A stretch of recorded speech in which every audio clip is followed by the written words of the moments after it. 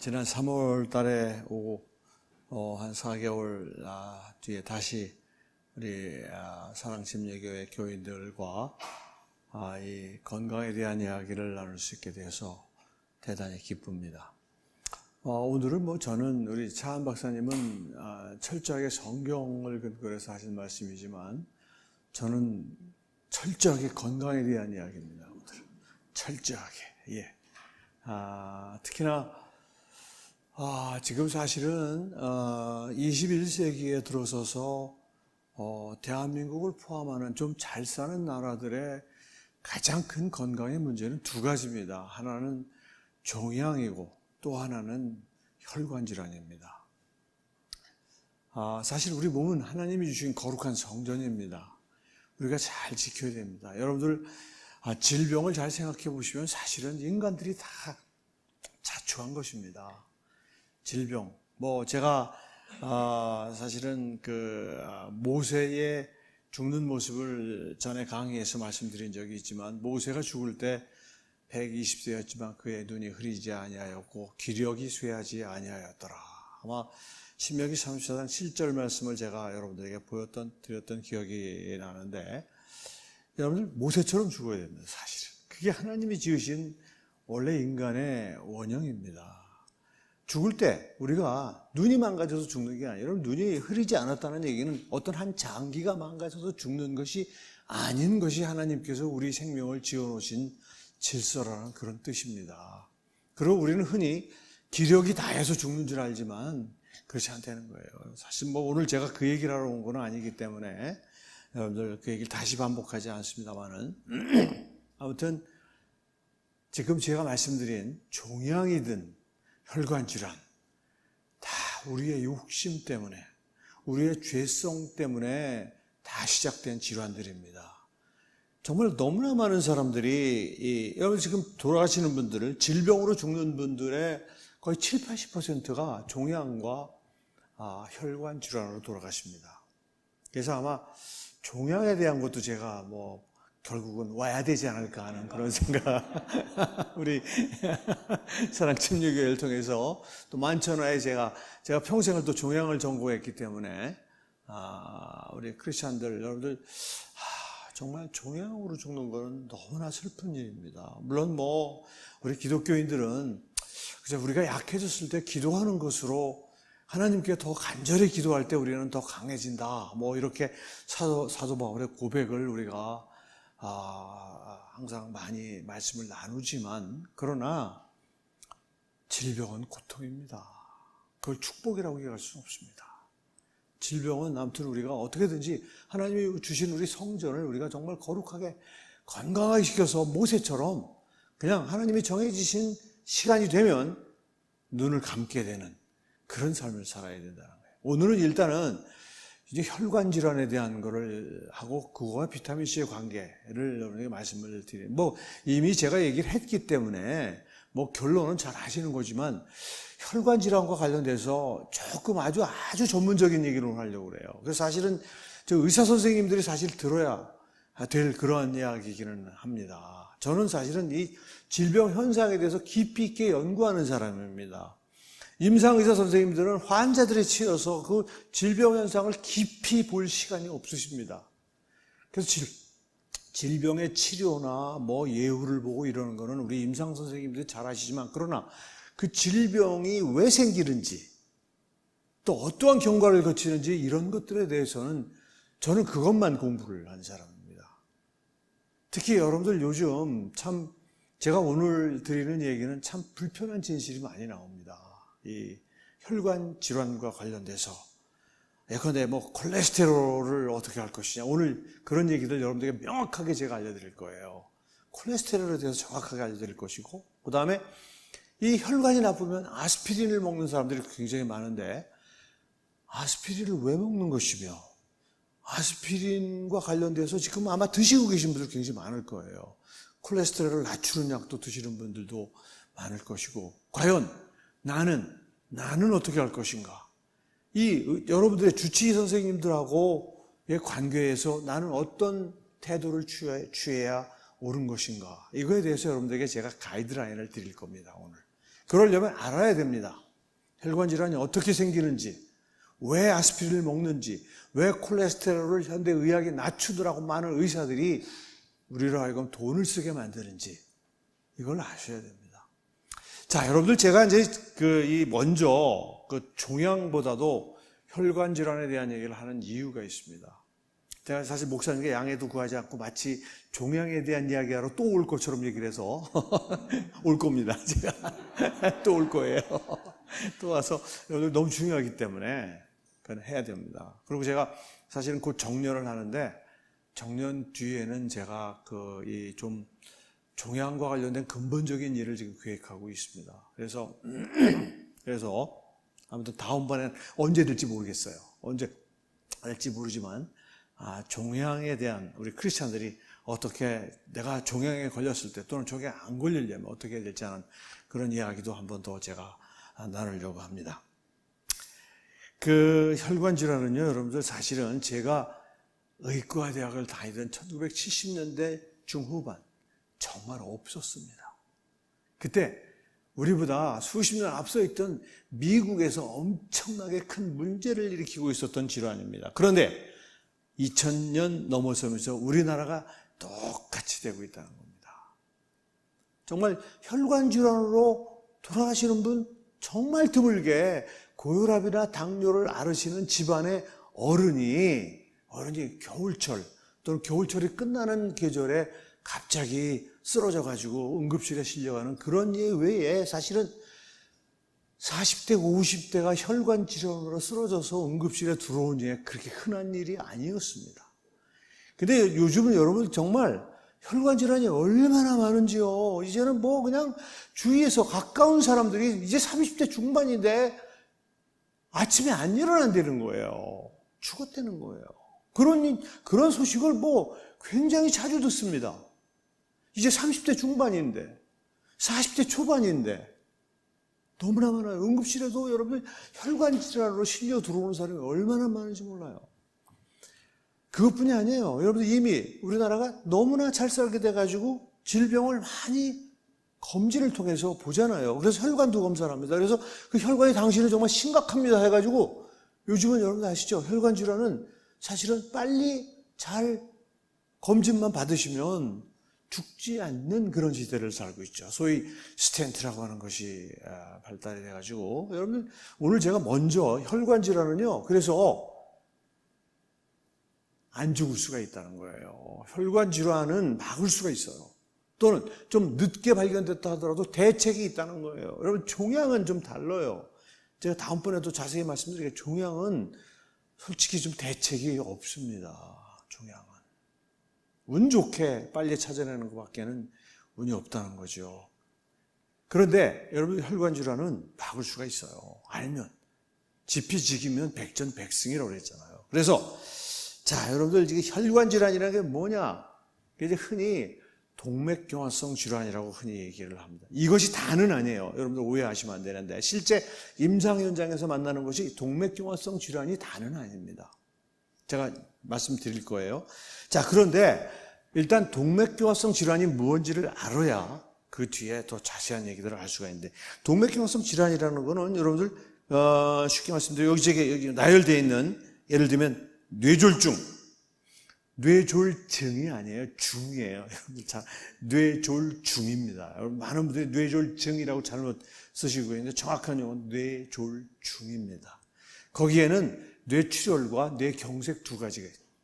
뇌혈관이 뇌동맥이죠. 정맥, 여러분 정맥 질환을 얘기하는 게 항상 이 혈관 질환은 동맥 질환을 얘기한다고 생각하시면 됩니다. 동맥이 막히거나 터지는.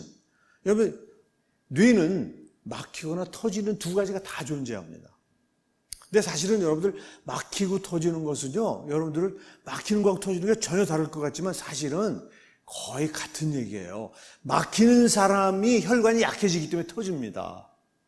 막히는 사람에게 터지는 거죠. 혈관이 멀쩡한 사람은 절대 터지지 않아요. 물론 혈관이 터지는 거에는 뭐가 있냐면 동맥류라는 게 있어요.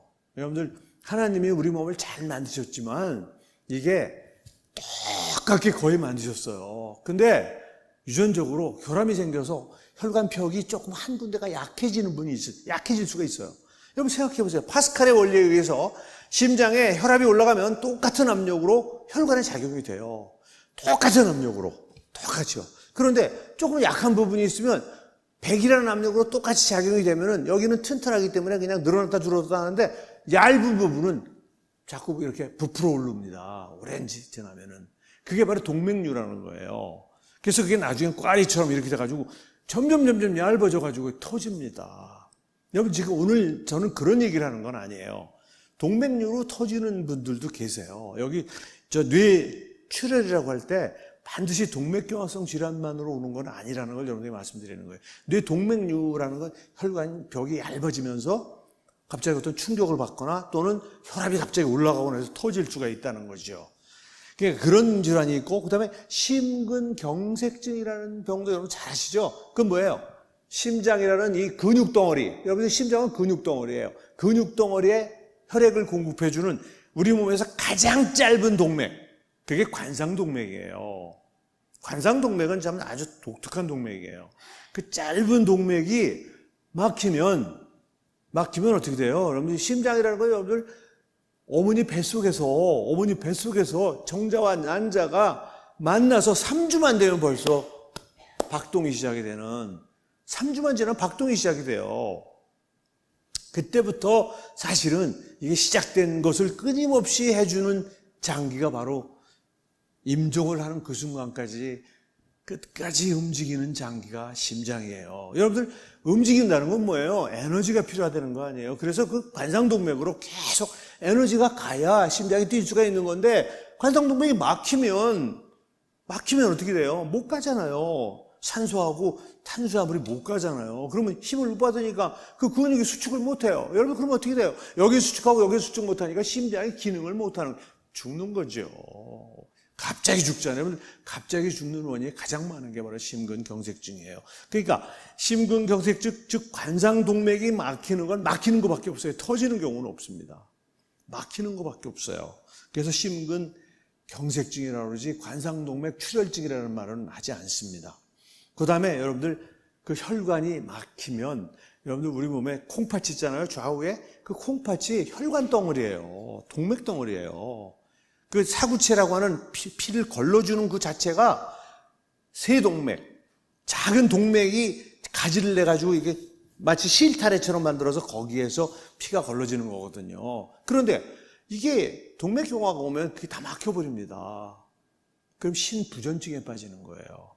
그러니까 혈관성 신부전 등도 역시 동맥경화성 질환이라고 얘기하는 것이고, 자, 그 다음에 여러분들 혈관성 망막 질환이라는 게 있어요. 여러분 망막은 이게 신경기관이고 여러분들 이 시각을 만들어주는 그런 그 장기예요. 하나의 신경 조직이에요. 망막은 여러분들 뭐 눈이기 때문에 그냥 이런 하나의 장기로 생각하시면 되고 신경 조직인데 거기에 여러분들 굉장히 혈관이 많이, 동맥이 많이 분포가 되어 있는데 그 혈관이 막히면 실명을 하죠. 시각적인 안 일어나요. 여러분 그래서 왜 고혈압이나 당뇨 치료하시는 분들이 안과에 꼭 가시잖아요. 그래서 꼭 안조 검사를 하잖아요. 그 왜 그런지 아세요? 고혈압이나 당뇨가 바로 혈관이 막히는 임상적인 원인이라는 거예요. 클래시컬한, 지금까지 내과 선생님들이 가장 관심을 가지고 그 치료할 때 보는 이 질환이 고혈압하고 당뇨입니다. 고혈압 당뇨 환자는 뭐 영락없이 반드시 그 안과를 들려가지고 오래 치료 받으신 분들, 치료를 오래 받으신 분들은 영락없이 가서 안조를 보는데 뭘 보는 건지 아세요? 바로 망막에 있는 혈관이 얼마나 막혀 있는가를 보는 거예요. 이게 막히면 실명이 오는 거예요. 여러분들 그러니까 쉽게 말씀드리면 이 동맥혈관성 질환이라고 하는 것은 지금 여러분들이 실생활 속에서 볼 수 있는 것은 이 4가지 정도로 보시면 돼요. 예컨대 팔다리에 동맥이 막혔다. 죽습니까? 안 죽습니까? 안 죽어요. 그래서 우리가 팔다리 동맥 막히는 건 물론 막혀가지고 다리가 아프고 힘을 못 쓰시는 분들 물론 거기에도 스텐트를 하는 그런 경우가 있지만 죽지는 않잖아요. 여러분 뇌동맥 막히면 죽어요. 의식을 잃어요. 심장동맥은 그냥 즉사하는 거고요. 관상동맥이 막히면 그냥 바로 죽는 거란 말이에요. 그래서 제가 그 핵심이 되는, 그 다음에 여러분들 이 눈, 망막동맥 실명이에요. 여러분 실명하면 그 삶은 정말 얼마나 힘듭니까? 실명을 하면요. 그 다음에 콩팥집만 가진 것도 마찬가지죠. 그래서 제가 이 네 가지, 우리 몸에 동맥이 왜 고기밖에 없습니까? 그게 아니고 실제 질병으로 우리의 삶에 치명적인 그런 변화를 주는 질환 네 가지다. 자, 여러분들 이 동맥경화성 질환은요, 제가 여기 와서 지난번에 강의할 때도 말씀을 드렸어요. 이거는 너무나 잘 알려져 있는, 제가 멋대로 떠드는 얘기가 아니에요. 학술적으로 이미 잘 알려져 있는 얘기입니다. 우선 동맥경화성 질환은요, 동맥에 내피가 손상이 돼야 돼요. 손상. 여러분들 빨간 박스 안에 들어있는 거 보세요. 혈관 내피가 손상이 와야 돼요. 그 다음에 또 하나 조건이 뭐냐면, 여러분들이 너무나 알고 싶어 하시는 콜레스테롤이 과산화가 돼야 돼요. 산화가 돼도 되는데 지나치게 산화가 돼야만이, 과산화라는 건 지나친 산화죠. 이 두 가지 조건이 딱 만족되면은 나이 상관없어요. 즉시 시작되는 거예요. 이 두 가지 만족이 되면. 그런데 여러분들 이 혈관 내피 손상과 콜레스테롤을 산화시킨다는 거, 요거 이제 하나하나 제가 볼 거지만 그 원인들을 우선 제가 이 인트로덕션 쪽으로 조금 설명을 드리면, 우선 아주 전통적으로는 옛날에는 잘 몰랐어요. 왜 혈관이 이렇게 막히고 터지는 질병이 생기는지 원인론에 대해서 잘 몰랐는데, 이제는 그 원인론이 명확하게 밝혀졌기 때문에 제가 여러분들에게 그 내용을 가르쳐 드리는데, 결국 옛날에는 내과 선생님들이 고혈압 환자하고 당뇨 환자, 여러분 잘 보세요. 고혈압을 무슨 병이라고 그래요? 당뇨를 무슨 병이라고 그래요? 만성병이라고 그래요. 만성병의 대표적인 병이 고혈압하고 당뇨예요. 여러분 무슨 얘기냐면, 고혈압은 지금 당장 문제가 생기는 병이 아니라는 거예요. 자, 그리고 그럼 생각을 해보세요. 혈압이라는 거는 높은 게 좋아요? 낮은 게 좋아요? 높은 게 좋은 거예요. 높은 게. 혈당도 똑같아요. 여러분, 혈당이 높은 게 좋아요? 낮은 게 좋아요? 높은 게 좋은 거예요. 왜? 우리를 살아있게 해주는 하나의 메커니즘이에요. 여러분, 혈당이 낮으면은요, 힘을 하나도 못 써요. 그리고 당뇨 환자가 죽는 게 저혈당 쇼크로 죽어요. 고혈당으로 죽은 사람 한 명도 없어요. 고혈당은 증상이 없어요. 왜? 기분이 좋은데 에너지가 쫙쫙 가니까 좋지요. 증상 없어요. 고혈압도 마찬가지예요. 여러분, 고혈압은 증상이 없어요. 저혈압이 와야 그냥 비실비실하고 눈도 못 뜨고 그냥 막 좋은 운동 많은 운동 그러고 사는 게 저혈압 환자인 거예요. 여러분, 고혈압 환자는 증상이 없어요. 제가 왜 이런 말씀을 드리냐면, 여러분들이 고혈압약과 혈당약을 드시는 분들이 예를 들어서 여행을 가셨는데 약을 빼놓고 온 거야. 난리가 납니다. 막 그냥 불안해서 어쩔 줄 모르는 거예요. 여러분들 그 며칠 고혈압약 안 드시고 고혈당약 안 드셨다고 죽지 않습니다. 죽지 않아요. 고혈압하고 고혈당은요, 여러분들 최소한도 30년 정도 그 높은 혈당과 높은 혈압을 방치했을 때 제일 큰 문제가 혈관이 망가지는 문제인 거예요. 그래서 우리가 만성병이라고 그러는 거예요. 여러분들 혈압은 응급실에서 제일 염려하는 건 저혈압이에요. 그 응급실에 간호사들이 혈압을 재는 게 혈압이 높은 걸 재는 게 아니라 낮은 걸 걱정해서 재는 거예요. 위에 혈압이 80 이하로 떨어지면 긴장합니다. 60 이하로 떨어지면 뇌에 혈액이 공급이 안 돼요. 혈압이 일단 높지요? 그러면 간호사가 걱정을 안 해요. 천천히 봐도 되거든요. 혈압이 낮으면 긴장을 하고 막 응급팀이 튀어나오는 거예요. 여러분들 무슨 얘기냐면, 그러니까 혈압은 원론적으로 높은 게 좋고 혈당도 높은 게 좋은데, 의사 선생님들이 보니까 혈압은 130이나 180이나 똑같더라는 거예요.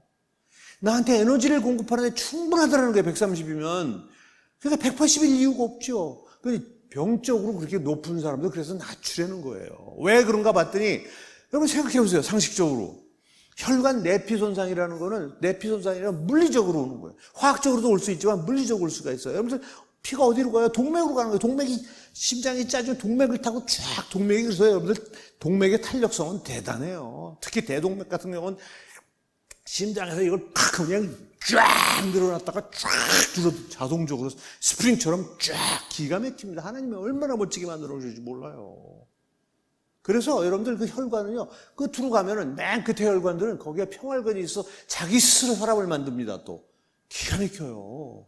그러니까 여러분들 왜 달동네까지 피가 안 가잖아요.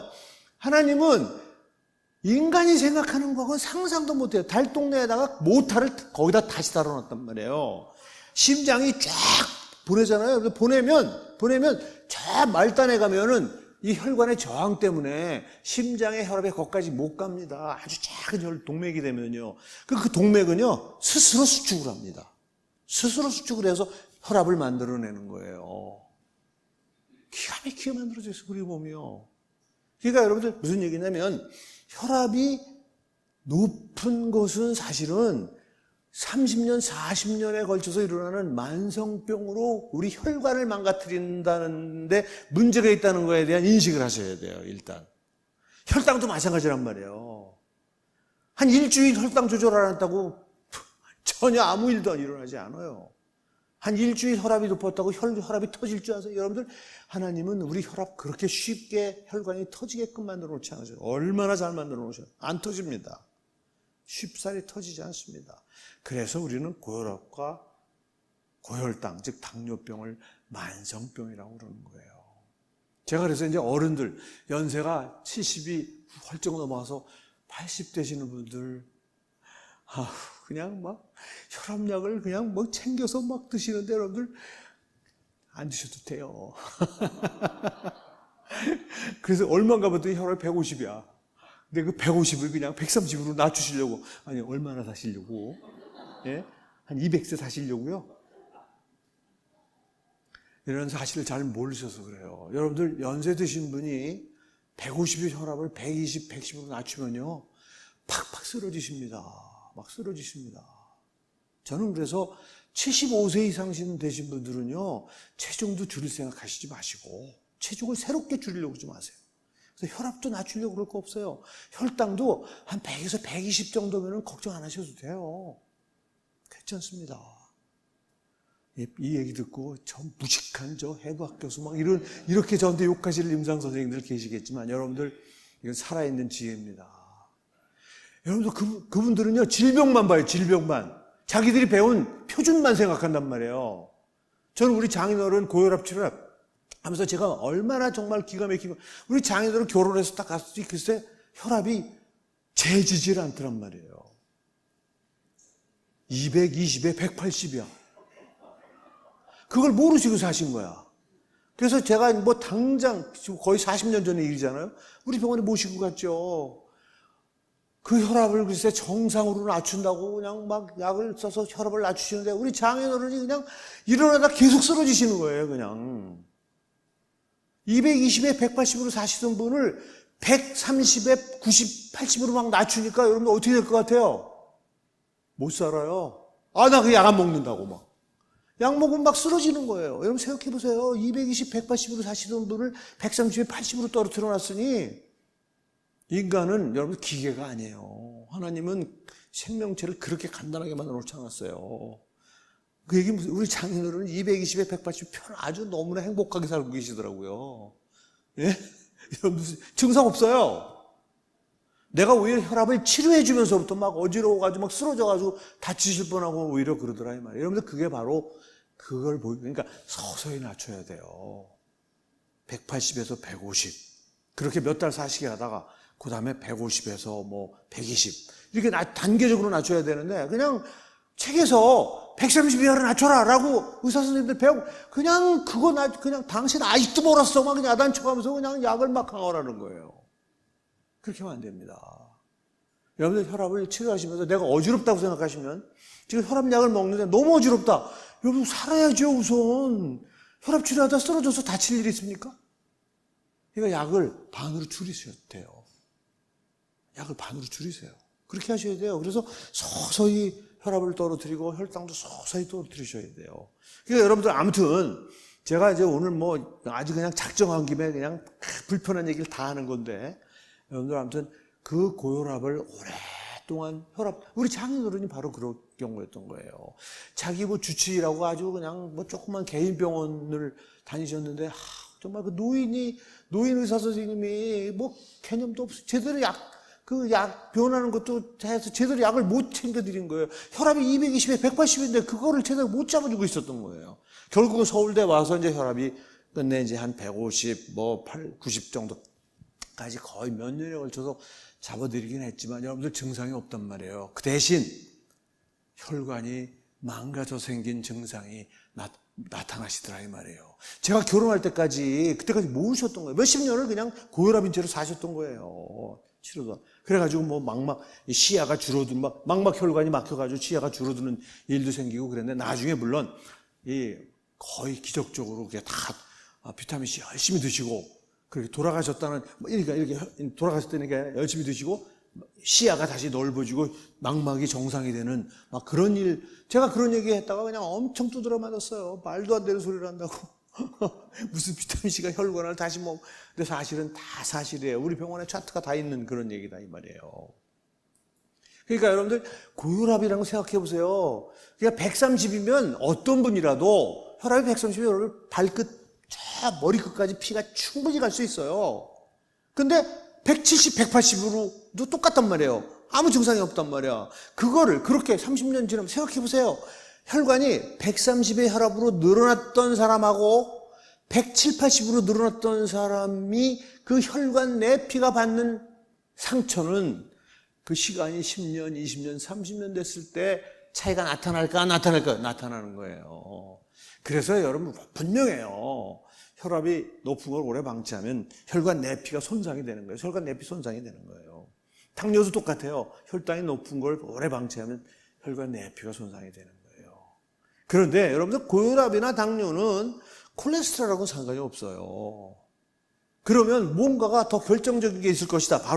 여러분 바로 이 활성산소라는 겁니다. 여러분들 활성산소는 제가 이따 설명드리게 전에 제 강의 들으신 분들은 아시겠지만 하나님의 생명의 질소로 만드신 물질이에요. 활성산소. 우리가 산소를 쓰면 활성산소가 나올 수밖에 없다는 건데 그 활성산소가 여러분들 현대인 제가 말씀드렸잖아요. 제가 의과대학을 다니던 7, 80년대에는 우리나라에 없었다고 그랬죠. 혈관이란. 미국에만 많았다고 그랬잖아요.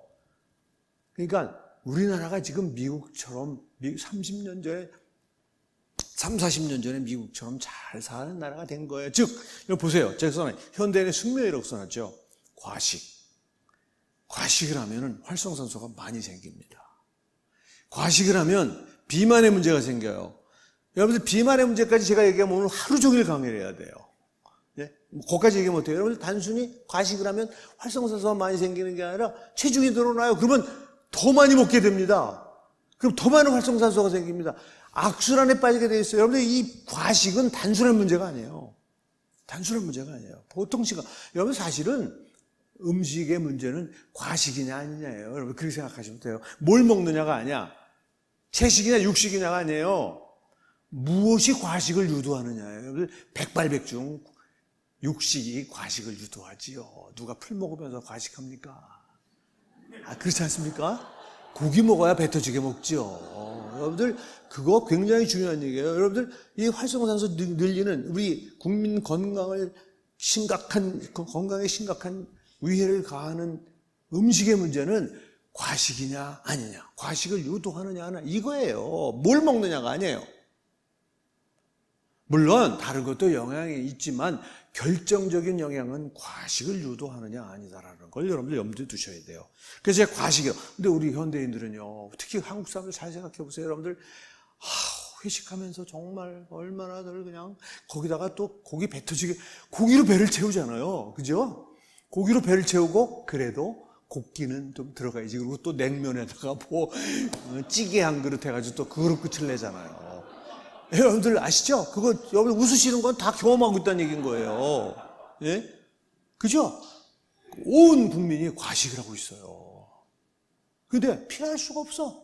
너무나 그런 자리가 많은 거예요. 그냥 저 죽겠어요. 저 그냥 매일 저녁마다 불려가가지고 배가 터지게 먹고 오늘 또 과식했네 막 이러고 그냥 걷고 뛰느라고 막 정신이 없습니다. 제가 힘들어 죽겠어요. 아주 그냥 너무 많이 먹은 거 소모하느라고요. 이게 무슨 짓인지 모르겠어요. 숙명이에요, 숙명. 숙명은 어떻게 해야 된다고요? 피할 수가 없는 걸 숙명이라고 그래요. 그 다음에 여러분들, 스트레스는 말할 수가 없어요. 제가 스트레스에 대한 걸 강의했잖아요, 여러분들. 그죠? 안식일의 그 의미에 대한 거 좀 다시 한번 보세요. 거기 잘 설명이 돼 있어요. 여러분들, 스트레스 받으면 혈압이 올라가요. 스트레스 받으면 혈당이 올라간다니까요. 여기 그렇잖아요, 여러분들. 지금 내과 선생님들이 고혈압하고 고혈당이 제일 문제였다는 거 아니에요? 동맥경화의 원인이었다는 거예요. 근데 현대인은 모두가 극단적인 스트레스인데 그게 또 스트레스가 일상화가 돼 있어요. 스트레스를 어쩌다 받는 게 아니에요. 유유자적이라는 말이 없어졌다니까요. 사전에서 없어졌어요. 유유자적이라는 말이요. 예? 좀 여유롭게 사는 거 없어. 그냥 다들 막, 그냥 뭘 그렇게 손에 쥐려고, 눈을 그냥 부르고 난리들이에요. 그냥 조금 더 손에 안 보려고 그냥 막 싸울 준비하고 띠두르고 그냥, 아유, 정말. 무시무시해요. 다 스트레스예요, 그게요. 혈압 쫙쫙 올라가는 거예요. 혈당도 올라가는 거예요. 근데 항상 혈압 올라가 있고, 항상 혈당이 높은 거예요. 그런데, 왜 혈당이 높고 왜 혈압이 올라가는가 봤더니 스트레스를 이기기 위해서 그렇다는 거 아니에요? 제가 설명드렸잖아요.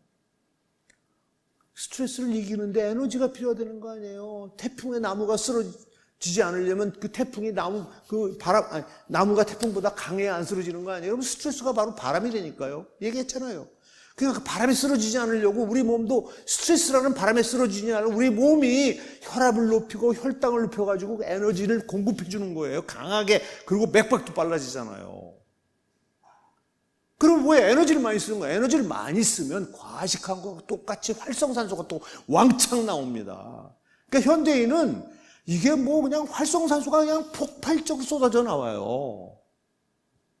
그 활성산소는 여러분들 그 활성산소가 혈관 내피를 손상시킨다는 얘기는 어제 오늘의 얘기가 아니에요. 여러분들 이 활성산소 이론이 바로 이거예요. 여러분 다시 설명드리지 않아요, 제가요. 딴 얘기를 지금 많이 했기 때문에 이거 그냥 여러분들 보세요. 이거 먹고 하나님이 창세기 2장 7절에 제가 얘기했다고 그랬잖아요. 여호와 하나님이 흙으로 사람을 지으시고 생기를 그 코에 불어넣으신 사람이 살아있는 혼이 되었더라. 네? 여러분들 기억 못하세요?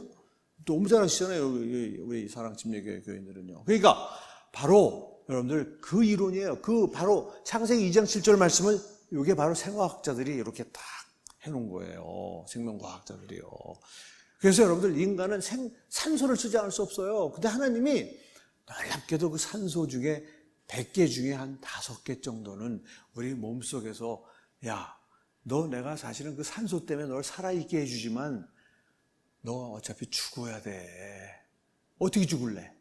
내가 죽는 방법은 숨겨놓으마. 그리고 숨겨놓으신 거예요. 그래서 우리가 사용한 산소 100개 중에 95개는 우리를 살아있게 해주고 5개는 하나님이 우리도 모르게 아주 나쁜 산소가 되게 해가지고 우리를 서서히 죽어가게 한다는 게 바로 활성산소 이론이에요. 가장 정통한 노화 이론이에요. 인간이 서서히, 여러분들 지금 잘 살아오셨지만 제가 뭐라 그랬어요? 잘 죽어오신 거예요. 지금 죽어가고 계신 거예요. 여러분들 지금 사랑이 4층에서 이러고 앉아 계시지만 사실 여러분 앉아 계신 이 지금 의자가 무덤을 향해서 지금 가고 있어요. 서서히. 여러분 못 느끼실 분이에요. 얼마나 멋있어요. 그게 하나님의 방식인 거예요. 여러분들이 내가 죽어가고 있다고 생각하면요, 이거는 불안해서 못 삽니다. 죽어간다고.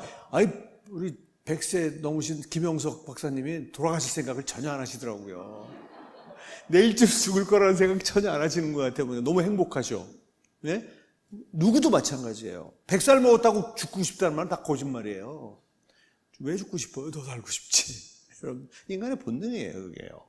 그런데 그럼에도 불구하고 무덤은 가까워지고 있는 거예요. 결코 멀어지지 않습니다.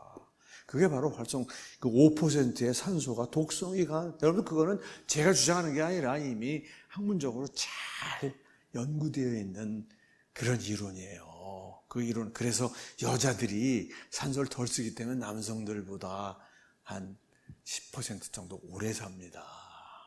여러분들 그거 제가 설명드렸는데 다 까먹으셔서 다시 한번 들어보세요. 오늘 그 얘기까지 할 시간은 없으니까요. 자, 아무튼 여러분들 그 활성산소는요, 만들어지면 즉시 혈관으로 돌아다니면서 가장 많은 손상을 주는 게 뭐냐? 혈관이에요. 혈관 내피. 혈관을 다니면 부딪히는 게 혈관 내피예요. 혈관 내피 다니면서 손상을 준다는 연구는 수도 없이 많은 논문으로 이미 1990년대 초반에 뭐 수도 없이 많은 논문이 나와 있어요. 혈관 내피 손상을 그 활성산소가 준다고 하는 연구는 이미 다 연구가 끝이 났어요. 더 이상 연구하지 않습니다. 이제 아직 진리가 되어 있어요. 그러니까 여러분들 아까 말씀드린 현대인은 고혈압 환자, 당뇨 환자가 아니라도 스트레스 때문에 항상 경계성 고혈압, 경계성 당뇨 이게 계속되어지고 있어요. 삶에서. 어쩌다가 아니고. 그래서 그 결과 활성산소는 많이 먹는 데다가 스트레스를 이기려고 또 많은 에너지를 더 많이 나오는 거야. 70년대보다요. 그러니까 여러분들 어떻게 될까? 혈관이 망가지는 속도가 옛날에는 한 60년쯤 지나야 혈관이 망가지고 이제는 30년만 지나면 혈관이 다 망가져요. 이거 30살을 넘으면 언제든지 동맥경화가 올 수 있다고 생각하셔야 돼요. 그리고 제가 이제 콜레스테롤 얘기를 드릴 텐데 아무튼 여러분 활성산소 이론을 이해하셨을 거로 믿고 이게 여러분들 정말 이거 여러분들에게 설명하기는 어려운 얘기인데 여기 지금 뭐라 그럴까 주황색으로 되어 있는 갈색으로 되어 있는 요 놈이 바로 그러니까 노란 것이 바로 콜레스테롤이에요. 그 콜레스테롤이 주황색이 되면 그 아까 말한 활성산소에 의해서 산화가 되는 거예요. 그 산화된 놈이 이 상처가 난 혈관 내피를 타고 바깥으로 나가가지고 거기에 있는 이 대식세포라는 이 세포가 그놈을 잡아먹는 것이 동맥경화의 시작이에요. 여러분 이거는 명확하게 생화학적인 과정까지 명확하게 밝혀져 있어요. 완전히 밝혀져 있어요. 제가 막 그림을 그리는 얘기가 아니고 잘 알려져 있는 얘기예요. 무슨 얘기냐면 지금 노랗게 되어 있는 LDL이라는 이 놈은 동맥경화를 일으키지 않아요. 이 놈이 주황색으로 된 주황색 상태의 콜레스테롤이 그래야만이 혈관 내피를 상처난 데로 뚫고 들어가서 거기에 있는 대식세포가 그걸 잡아먹어요. 그 세포를 포미셀이라고 그래요. 거품세포라고 그래요. 여러분들 그게 거품세포를 동맥경화로 죽은 사람 혈관을 띄워서 우리 병약자들이 해보니까 거품 같은 그런 것이 있는 세포가 있어서 그게 뭔가 봤더니 바로 산화된 콜레스테롤을 잡아먹은 대식세포라는 게 정확하게 밝혀졌어요. 명확하게요. 그래서 그 프로세스까지 다 밝혀진 걸 제가 지금 여러분들이 보여드리고 있는 거예요. 여기에 여러 가지 면역 반응도 관계하고 그래가지고 결국은 염증 반응을 일으키고 막 이런 것까지 자세히 설명드릴 시간은 없지만 아무튼 이런 과정을 거쳐서 동맥경화가 만들어지는데 자, 여러분들 조금 더 자세하게 설명을 드릴게요. 혈관 내피 손상이 첫 번째 조건이라고 그랬죠. 자, 그러면 혈관 내피 손상을 일으키는 원인을 제가 아까 조금 전에 좀 설명을 드리긴 했지만 바로 이거예요. 혈관이 이렇게 고혈압이나 고혈당이나 또는 활성산소에서 이렇게 찢어지는 거예요. 혈관 내피가 찢어지지 않으면 저렇게 상처가 나지 않으면 동맥경화는 절대 시작할 수가 없어요.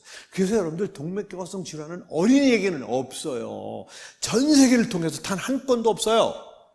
초등학생 없어요. 중학생도 없어요.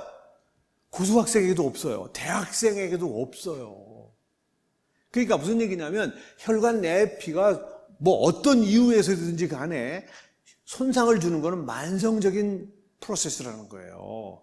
그래서 아무튼 옛날에 우리나라 한 7, 80년대는 한 60년쯤 돼야 혈관이 손상이 되는 일이 이제는 대학교 졸업하고 직장에 들어가고 이렇게 막 스트레스 받기 시작하면 그때부터 벌써 혈관 손상이 온다라는 증거가 환자들을 보면 알 수 있어요. 35살에 혈관이 막혀 심근경색증으로 갑자기 죽는 케이스가 나오거나 뇌졸중으로 죽는 그런 환자들이 나오는 것을 볼 때 벌써 30살만 되면 시작을 할 수 있는 그런 준비가 된다는 거예요. 아까 지금 말씀드린 것처럼 혈관 내피 손상이 일어난다는 거예요.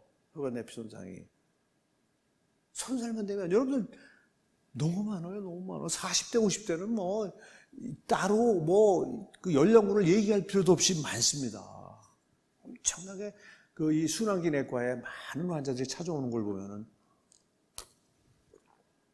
이게 바로 이렇게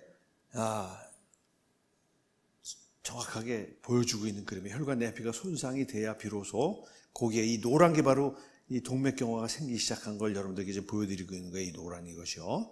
자, 그러면 혈관 내피 손상을 주는 요인이 뭐가 있냐 이거예요. 미리 제가 말씀을 드렸잖아요. 우선 고혈압과 고혈당이에요. 그 다음에 산화적 손상이라는 게 바로 그건데 산화적 손상이라는 건 여러분들 뭐냐면 대표적인 활성산소고, 그 다음에 여러분들 담배 피는 분들이 더 빨리 동맥경화가 와요. 확실합니다, 그거는. 담배를 피시면 그 흡연, 이 담배 연기 속에 엄청나게 많은 산화적 손상을 주는 이름도 모르는 물질들이 수백 가지가 나온다고 알려져 있어요. 수백 가지가. 단순히 활성산소가 아니에요. 활성산소 이상으로 우리 몸에 들어가서 산화적 손상을 통해서 혈관 내피를 손상시킬 수 있는 수백 가지 물질이 폐로 흡입한 연기 속에, 담배 연기 속에 있다는 거예요. 여러분들 그래서 담배 피시는 분들이 훨씬 빨리 옵니다. 그건 뭐 제가 주장이 아니에요. 그건 뭐 이미 많은 전문가들이 논문을 통해서 다 밝힌 거예요. 흡연을 하면은 보다 빨리 동맥경화가 옵니다. 자, 여기서 이제 여러분들에게 우리 몸의 반응에 대한 걸 말씀드리고 싶어요. 자, 우리 몸에 그렇게 혈관이 내피 손상이 오잖아요. 그럼 우리 몸 가만히 있지 않아요. 여러분들, 우리 몸은 하나님이 얼마나 멋지게 만들어 놓으셨냐면, 손상이 오면 그 손상을 고치려는 시스템이 작동되게 돼 있어요. 그게 뭔지 아세요? 바로 응고 시스템이에요. 응고 시스템. 그러니까 지금 고혈압은 물리적으로 그러는 거죠.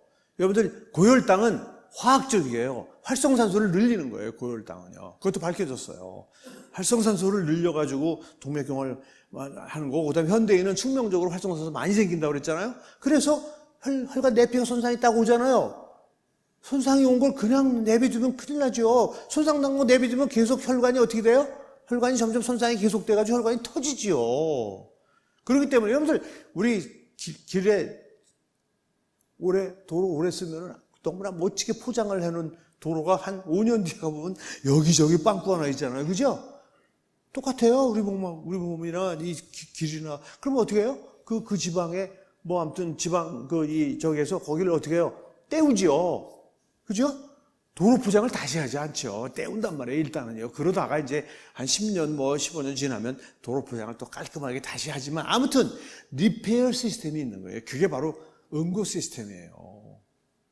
자, 그러니까 여러분들 여기서부터 이제 이게 복잡해지는 거예요. 여러분 생각해 보세요. 응고 시스템이라는 거는 피떡이 만들어지는 거예요, 피떡. 여러분 피가 나면 어떻게 되죠? 피가 나면 혈관이 찢어진 거예요. 여러분들 사실은 이 조직이 찢어지면 우리 몸에 혈관이 없는 곳이 없기 때문에 여기에 이렇게 찢어졌는데도 보고 피가 안 나면 그 사람은 이상한 사람이에요. 피가 날 수밖에 없어요. 혈관이 어떤 혈관이고 다치게 돼 있단 말이에요. 그러면 그 혈관을 떼어주기 위해서 응고 시스템이 작동돼가지고 피가 나오다가 딱딱하게 굳어지잖아요, 여러분. 그죠? 그렇게 하면서 그 안이 싹 치유가 되잖아요. 계속 피가 납니까? 아니잖아요. 바로 응고 시스템이 리페어 시스템이에요. 마치 도로가 살짝 이렇게 나면 그걸 떼우는 시스템이란 말이에요. 자, 여러분들, 그러니까 우리 몸에서는요, 아주 약하지만 계속해서 응고 시스템이 작동이 되고 있어요. 그런데 현대로 오면서 점점 그게 심해지고 있어요. 왜냐면 활성산소에 의해서, 특히 활성산소가 너무나 많이 나오기 때문에 활성산소가 혈관 내피를 계속 망가뜨리고 있단 말이에요. 눈에 보일 정도로 망가지면 리페어 시스템이 딱 가가지고 응고가 돼가지고 거기를 싹 떼어주는 일, 그냥 정신이 없는 거예요, 그냥. 정신이 없는 거예요. 이게 우리 몸이에요. 그런데 여러분들 아시는 것처럼 너무나 심하기 때문에 그 응고 시스템에 의해서 완전히 리페어 되기 전에 아까 말씀드린 그런 동맥경화가 시작이 될 수 있다는 것도 기억을 해 주셔야 돼요. 자, 여기서 제가 이제 여러분들에게 굉장히 중요한 문제를 말씀드리는데, 이제 여러분들 중에 아스피린을 의사 선생님 처방에 의해서 드시고 계신 분이 계시다는 거예요. 자, 여러분 한번 생각해 보세요. 아스피린을 드시면 어떤 일이 생기냐면, 지금 어차피 우리는 양의 문제일 뿐이지 활성산소나 고혈압이나 뭐 이런 거에 의해서 혈관이 망가지고 있는 건 확실한 사실이에요. 살아있는 한은 어쩔 수 없어요. 그래서 그걸 응고 시스템이 계속해서 거기를 리페어를 해주고 있는데, 아스피린을 먹으면 어떤 일이 생기느냐? 아스피린을 먹으면 리페어를 못 해줘요. 리페어를 막는 거예요, 아스피린이. 네? 여러분 무슨 얘기인지 아시겠어요? 그 상처난 데를 지금 떼우려고 거기 응고 시스템이 갔는데 아스피린이 오더니 안 돼. 안 돼. 응고 되면 안 돼. 그거를 1년, 2년, 3년, 4년, 5년쯤 하면 어떻게 될까요? 여러분들 상처난 데가 리페어가 안 되고 계속 상처가 깊어지죠. 상처가 점점 깊어져요. 당연한 거예요. 어떤 일이 생길까요? 나중에 혈관이 터집니다. 그래서 아스피린을 오래 드신 분들의 특징이 뭔지 아세요? 툭 부딪히면 멍들어요. 너무 쉽게. 그리고 어떤 분은 코피를 1시간 동안 지혈을 못 시키고 있어요. 응급실에 실려가요. 그러고도 먹어. 이야, 정말 그분은 정말 안타까운 분이에요. 그러니까 여러분 지식이 편협이 되면 얼마나 무서운지를 보여주는 거예요. 자, 그래서 제가 여러분들 좀 이 저용량 아스피린을 장기 복용을 하는 이유에 대해서 한번 굉장히 복잡합니다. 이건 정말 잘 하셔야 되는데. 자, 여러분들 사실은 아스피린은요, 첫 번째는 이게 요즘 이 과학자들이 건강에 대해서 연구하는 과학자들의 연구 결과는 보면은요, 염증이 모든 병의 원인이다. 암도 염증이 원인이다. 그렇게 알려져 있어요. 그 비만도 염증이다. 그렇게 얘기할 정도예요. 여러분, 비만이 굉장히 중요한 여러 가지 병의 원인이에요. 단순히 대사성 질환만의 원인이 아니에요. 비만이요. 비만도 염증이 하나다. 그렇게까지 지금 나와 있을 정도로 아무튼 염증. 그러니까 여러분 무슨 얘기냐면 염증을 가라앉히는 치료는 굉장히 건강에 도움된다는 게 90년대 말 2000년 초에 엄청난 연구를 이뤘어요. 그래서 그때부터 그냥 아스피린이 여러분 굉장히 중요한 소염제 아니에요. 굉장히 안전한 소염제지요.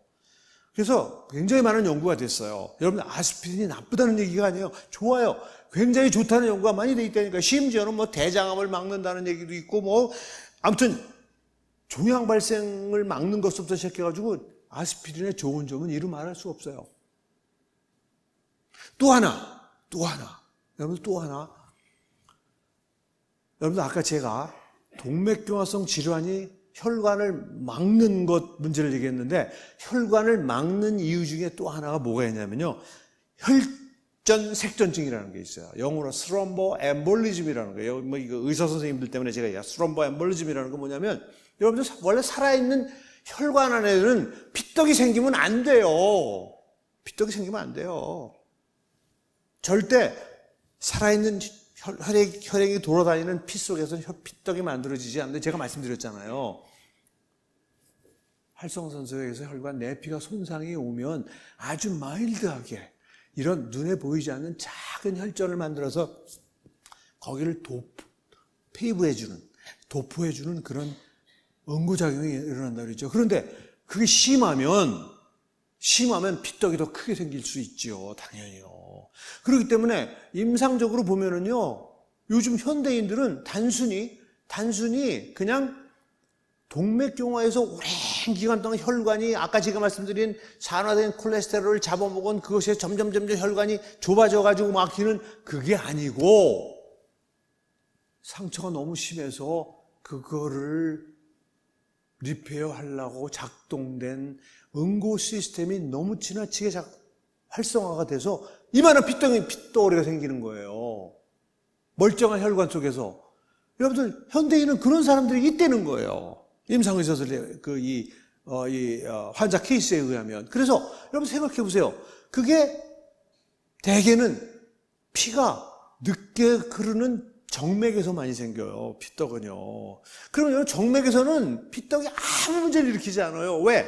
정맥은 여러분들 흐르는 방향이 혈관이 이 구경이 작은 데서 구경이 큰 데로 가기 때문에 아무 문제가 없어요. 그래서 심장까지는 아무런 문제 없이 가는데 심장에서 이제 대동맥을 타고 온몸으로 동맥을 타고 가잖아요. 동맥은 특성이 어떻게 돼요?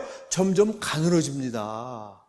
그래서 심장으로 무사히 간 피떡이 대동맥을 타고 가다가 동맥이 점점 가늘어져서 어떤 가늘어진 동맥에 사이즈가 같아서 탁 걸리는 순간 문제가 생기는 거예요. 그런 걸 우리가 스롬보엠볼리즘, 그거를 혈전색전증이라고 그래요.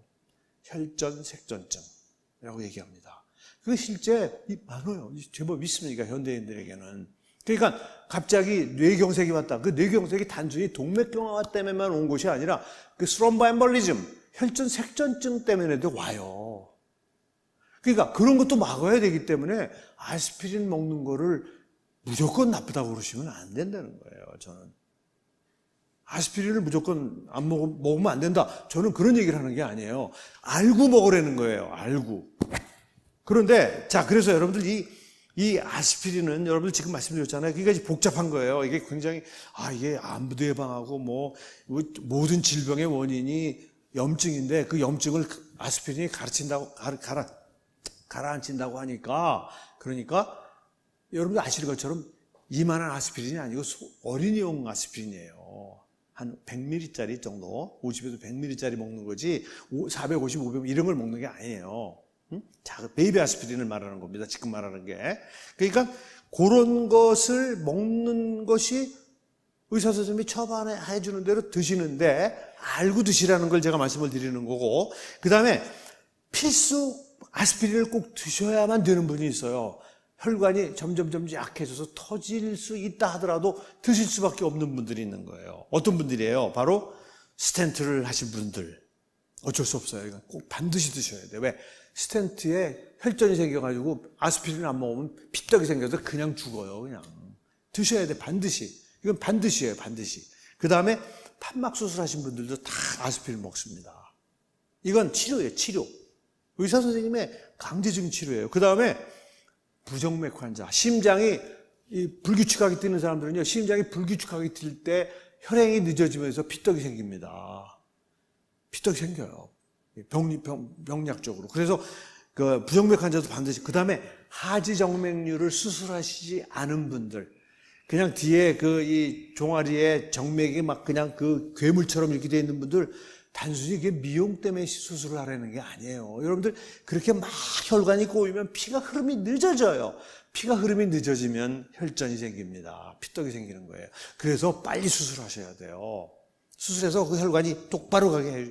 그래서 혈액이 빨라지게 하면 혈전이 안 생깁니다. 그러니까 지금 그 다음에 또 하나는 여러분들 왜 이코노미 신드롬이라는 거 아시잖아요. 이코노미 신드롬은 확실하게 알려진 임상현상이에요. 그러니까 이코노미 클래스에 타고 막 14, 5시간씩 비행기를 타고 갔는데 갑자기 죽는 환자가 막 보고가 됐어요. 알고 봤더니 너무 오랫동안 쭈그리고 앉아있어 하지에서 올라오는 피가 앉아있어 정체가 돼가지고 거기에서 피떡이 생겨서 그놈이 폐동맥을 막거나 막 이래가지고 갑자기 죽는, 그게 바로 여러분들 스롬보엠볼리즘, 즉 혈전 색전증 때문에 그런 거란 말이에요. 그건 동맥경화가 아니에요. 그러니까 장거리 여행을 내가 이코노미로 할 수밖에 없다. 10시간 이상 비행기 탈 때는요, 베이비 아스피린 하나를 드시고 가는 거 굉장히 안전한 거예요. 그런 건요. 그것 때문에 혈관이 리페어 되는 게 하루 동안 리페어 막는다고 해서 큰일 나지 않기 때문에 그런 건 의사 선생님들이 권하는 거예요. 드셔야 돼요. 그런데, 자, 여러분들 생각해 보세요. 저는 너무나 많은 그냥 무조건적으로 아스피린을 드시는 분들을 너무나 많이 보면서 이렇게 목욕을 같이 하면서 보니까 너무나 많이 파란 반점이 있는 거야, 몸에. 그냥 부딪히기만 하면 그냥 멍이 드는 거야. 그래서 물어봤더니 아스피린 지금 5년째 먹고 있다는 거예요. 그래서 아스피린 끊어라. 넌 내가 보기 위험하다. 못 알아들어요, 말을. 내가 왜 네 말을 듣고 끊어야 돼? 알았다, 네 맘대로 해라. 뭐 어떻게 해요? 그렇게 설명을 해주는데도 못 알아들어요. 자기 주치 말을 최고로 믿는 거야. 그거는 저는 나쁘다고 보지 않아요. 자기 주치 선생하고 그런 아주 인간적인, 아주 그런 좋은 라포를 형성하는 건 좋은 거지만, 여러분들 제가 거듭 얘기하지만, 그 다음에 코피가 나기 시작했는데, 코피를 응급실에 가서 결국 해결을 했다. 이런 경험이 있는 사람, 또는 남자분들은요, 면도를 하시잖아요, 면도. 면도기 전기 면도기를 하지 말고, 블레이드 가지고 전 블레이드 가지고 면도를 하는데, 색으로 바꾸면 영락없이 살짝 비어요. 그래서 피가 납니다. 그러면 대개 보통은 여러분들 휴지 같은 걸 이렇게 한 10초나 한 20초 누르고 그냥 나가면 끝나잖아요. 그런데, 피가 주르륵 떨어져 있다? 5분, 10분이 지났는데 계속 피가 조금씩 나오고 있다? 여러분들 그러면 지혈이 안 되고 있는 거예요. 굉장히 중요한 아스피린을 끊어야 되거나 양을 더 줄이거나 또는 일주일에 한 2-3번만 먹는 이런 식으로 아무튼 잘 절충을 하셔야 돼요. 여러분들 아스피린은 제가 좋은 점서부터 문제점을 다 얘기했으니까 여러분들 현재 지금 아스피린을 드시는 분들 잘 고려하셔야 돼요. 여러분들 사실은 지금 그 아스피린의 좋은 점을 만끽하려고 그러다가 출혈로 죽어요. 그게 더 빠르단 말이에요. 뇌혈관 같은 거, 예를 들면 뭐 이런데 혈관 뭐 이렇게 터지는 거야 죽지는 않잖아요. 그렇지만 뇌혈관이나 심각한 폐 같은 데 혈관이 터지잖아요. 특히 뇌가 전 제일 걱정이에요. 뇌혈관이 터지면 지혈이 안 되면 그냥 돌아가시는 거예요. 보통은 여러분들 피가 어느 정도 나면 그 뇌압이 올라가면서 눌러서 정상적인 사람은 그냥 지혈이 되기 때문에 빨리 수술하면 사는데, 아스피린을 드시는 분은요, 막 뇌가 다 망가져도 지혈이 안 돼요. 지혈이 안 돼요. 아무리 압력을 줘도 그 뇌압 가지고는 지혈이 안 되기 때문에 뇌가 다 망가져요. 그럼 돌아가시는 거예요. 그래서 저는 여러분들 아스피린에 좋은 점이 없다는 것이 아니라, 아스피린은 아무튼 그렇게 면밀하게 잘 본인들이 얼마든지 관찰할 수 있는 거예요. 그렇게 드시라는 걸 말씀을 드리고요. 자, 두 번째 드디어 우리 콜레스테롤에 대한 이야기를 좀 해야 되는데, 여러분들 바로 이 활성산소가 첫 번째는 혈관 내피를 손상하는 거고, 두 번째는 지질을 과산화시키고, 여러분들 아시는 것처럼 여러분들이 콜레스테롤치를 어디서 재요? 피를 뽑아서 재잖아요. 그런데 여러분들 제가 뭐라고 말씀드렸어요? 활성산소는 우리 몸에서 온 몸에서 만들어지게 돼 있어요. 생명 현상이 유지되는 한, 즉 산소와 포도당을 써서 에너지를 만드는 곳에서는 활성산소가 어디서든지 만들어지게 돼 있고, 현대인은 또 보다 많이 만들어진다며요. 그 만들어진 놈은 즉시 혈류를 타고 온몸을 돌아다니면서 제한된 시간 동안, 그냥 제한된 시간이에요. 왜냐면 계속 만들어지니까, 계속 공급이 되니까. 만들어진 놈은 금방 활성산소가 굉장히 불안정하기 때문에 금방 손상을 주고 없어지지만 계속 나온다 이 말이에요. 계속 끊임없이. 그래서 끊임없이 계속 혈관 내피를 손상시킬 뿐만 아니라 어떻게 해요? 피 속에 돌아다니는 콜레스테롤을 산화시킨단 말이에요. 여러분들 콜레스테롤 산화시킨다는 게 무슨 뜻인지 제가 조금 더 설명을 드리려고 그래요. 자, 여러분들 이 지질의 과산화는 동맥경화의 결정적 고리예요. 아까 제가 말씀드렸잖아요. 거품세포를 분석해 보니까 저 같은 면역학을 하시는 병리학자가 발견했어요. 그 면역병리 방법으로 염색을 해 보니까 그 세포가 거품처럼 보이는 세포가 알고 봤더니 산화된 콜레스테롤을 잡아먹은 대식세포였더라 하는 확실한 증거. 여러분 이건 학술적 확실한 근거예요. 응? 그러면 어떻게 되겠어요? 콜레스테롤을 어떻게 해야 돼요? 산화되지 않게 지키는 것이 정도예요. 제가 왜 이런 말씀을 드릴 것 같아요? 여러분들 아마 이제 지금 콜레스테롤 낮추는 약을 쓰시고 계신 분들이 많아요. 굉장히 많아요, 보니까. 그냥 병원에 가면은 그냥 콜레스테롤 검사한 다음에 그냥 200만 넘어가면 그냥 콜레스테롤 낮추는 약을 쓰는데, 자, 여러분들 우선 콜레스테롤이 뭔지를 제가 좀 설명을 드리겠습니다. 여러분들 콜레스테롤은 원래는 우리가 따로 음식을 통해서 먹을 필요가 없는 물질이에요. 하나님이 몸에서 필요하기 때문에 우리 몸에서 스스로 만들게끔 지어놓은 물질이에요. 그런데 실질적으로 우리가 콜레스테롤을 먹고 있어. 그래서 여러분들이 혈중에서 제한 콜레스테롤은 내가 만든 것도 있고 음식을 통해서 들어온 것도 있다는 걸 의미하는 거예요. 그 60, 70%라는 건 사실은 100%를 우리 몸의 간세포하고 지방세포에서 원래 만들어야 되는데, 우리가 콜레스테롤을 먹는 거야. 그래서 흡수가 되는 거야. 그러니까 우리 몸에서는 실제적으로 보니까 우리 콜레스테롤 200이라고 그러면 한 140, 50은 우리 몸이 만든 거고 한 6, 70은 밖에서 들어온 거더라. 이게 평균적으로 그렇다는 거예요. 여러분들 60, 70%만 만들게끔 주어서 된 얘기가 아니고, 원래는 콜레스테롤은 하나도 안 먹어도 돼요. 여러분들 예를 들어 밥을 먹으면 돼요. 여러분 밥을 드시잖아요. 그러면 밥이 먹고 에너지원으로 쓰고 밥이 좀 남잖아요. 그럼 뭐가 돼요, 여러분들? 중성지방이 되는 거예요. 그래서 여러분들 배에 가서 쌓이는 거예요. 똥배. 배. 아무튼 이 피하지방이라는 게 바로 뭐예요? 그게 중성지방이에요. 여러분 그 중성지방을 원료로 해서 콜레스테롤이 필요하다고 우리 몸에서 얘기를 하면 그 중성지방을 가지고 콜레스테롤을 두 군데서 주로 간에서 만들어요. 주로 간에서 만들고 그 다음에 급하면 지방세포에서도 콜레스테롤로 만드는 일을 한다는 거예요. 자, 여러분들, 여기 굉장히 아주 이런 강의를 여러분들 들어보신 일이 없을 거예요. 진짜로. 이건 여러분들이 아주 쉽게 제가 설명해요. 여러분들 콜레스테롤은 뭐예요? 지방이에요, 지방. 지방이 물에 녹습니까? 안 녹습니까? 지방은 물에 녹질 않아요. 그래서 여러분들 이 지방이 우리 몸에 뭐 필수 지방산 같은 거 굉장히 지방이 가서 아무튼 중요한 역할을 해야 되는데 물에 녹질 않기 때문에 지방 저 스스로 다닐 수가 없어요.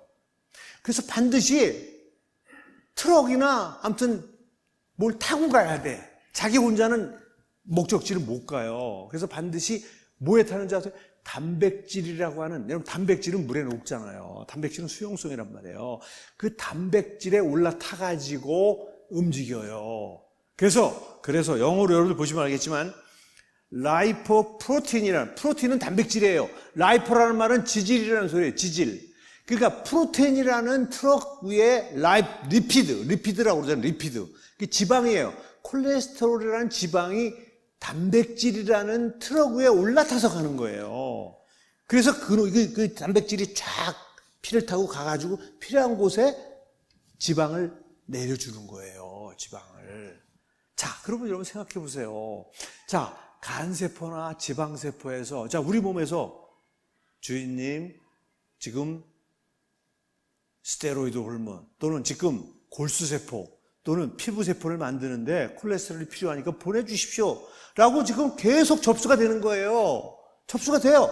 그러면 다 그거를 다 해가지고 이제 배달을 해야 될 거 아니에요. 그죠? 배달해요. 여러분 우리 몸 똑같다니까요. 배달을 해야 될 거 아니에요. 그러면 간세포나 지방세포에서 그 지금 말씀드린 트럭이 되는 단백질이 딱 와요. 그래가지고 거기다가 어떻게 하겠어요? 맨 처음에 왕창 실어요. 거기다가 콜레스테롤을.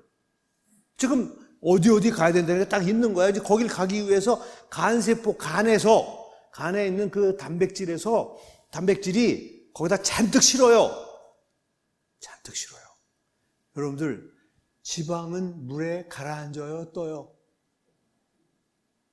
지방이 무거워요, 가벼워요? 가볍잖아요. 아, 그것도 모르세요? 아우.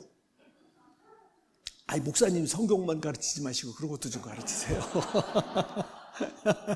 여러분들, 지방 뜨잖아요. 둥둥 뜨잖아요, 여러분들. 그죠? 우리가 그 공기가 가볍기 때문에 공기 튜브를 타고 우리가 수용하잖아요. 무슨 얘기냐면, 밀도가 낮아요, 지방은. 그러니까 맨 처음에 그 콜레스테롤을 만드는 장기에서 그 트럭에, 단백질이라는 트럭에 콜레스테롤을 왕창 실으면 너무 많이 실렸기 때문에 굉장히 가벼워요.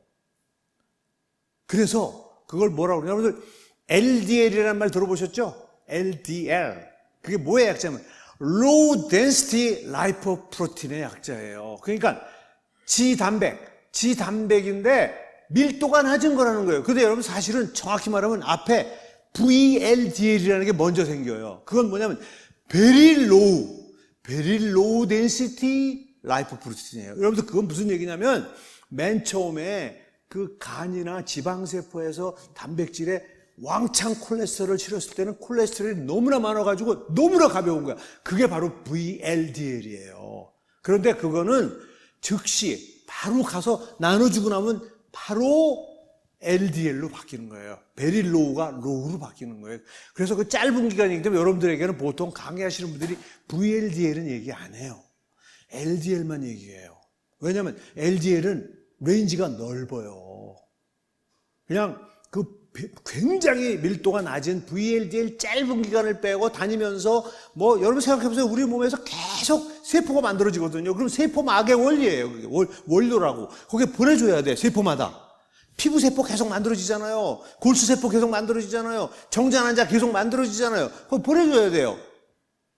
원료를 보내줘야 된단 말이에요. 그래서 거기에 그러니까 배달을 하러 가면서 점점 콜레스테롤이 점점 떨어져 나가면은 점점 밀도가 높아지는 거예요. 그래서 다 나눠주고 나서 콜레스테롤을 사용을 하고 나면은 찌꺼기가 남습니다. 그 찌꺼기를 거두어 돌아오는 콜레스테롤이 바로 HDL이라는 거예요. 여러분 성격이 전혀 다른 거예요. LDL과 HDL은 성격이 전혀 다른 거예요. 그런데 마치 많은 전문가들은 LDL은 건강에 나쁜 콜레스테롤, HDL은 좋은 콜레스테롤이라고 그렇게 오도를 하고 있어요. 국민들에게. 이거 잘못 가르치고 있는 거예요. 여러분들, LDL이 바로 콜레스테롤인 거예요. LDL이. 그 LDL이 없으면 어떤 일이 생기는지 제가 여러분들 좀 이따 설명을 드릴 거예요. 하나님이 그 LDL을 우리 몸이 쓰게끔 만들어 놓으신 물질이에요. 그래서 우리 몸에 스스로 만들게끔 어디에서? 간세포하고 지방세포에서 만들게 지어 놓으신 거란 말이에요. 여러분들 여기 써 있잖아요. 그 밑에. 세포막의 원료예요. 여러분 이걸 잘 보셔야 돼요. 그래야 콜레스테롤 낮추는 약에 부작용을 할 수가 있어요. 세포막의 원료예요. 여러분들 우리 몸에서 지금도요 계속해서 피부세포는 계속 새로운 세포가 만들어지고 있어요. 머리카락 여러분들 5년 주기로 머리카락 떨어져 나가고 머리카락 밑에 모근 세포가 계속 떨어져 나가고 새로운 모근 세포가 공급돼 가지고 새로운 머리카락이 나오고 이러는 거예요. 여러분들 항암제가 바로 그런 세포를 죽이는 거 아니에요? 이 증식하는 세포를. 그래서 머리카락이 또 빠지는 거예요. 피부가 까칠해지고 머리카락이 빠지는 거예요. 그 다음에 막 토하는 이유가 뭐예요? 소화기 점막세포를 다 망가뜨리기 때문에 항암 치료하시는 분들이 막 토하는 거예요. 흡수를 못해요. 세포가 다 망가져서. 그 다음에 골수세포. 그래서 여러분들 항암 치료하시는 분들이 백혈구수가 떨어졌다. 막 그런 얘기 하잖아요. 왜 그래요? 골수세포를 죽이기 때문에 그런 거예요. 골수세포를 죽이기 때문에.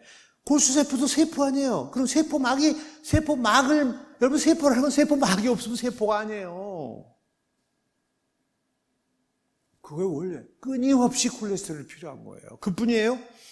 스테로이드 호르몬의 원료. 우리 몸은 여러분들 제가 그 안식일의 의미에 얘기하면서 이 부신이라는 거 얘기해요. 부신에서는 스트레스 호르몬이라는 게 스테로이드 호르몬하고요. 아드레날린, 이 스트레스 호르몬이에요.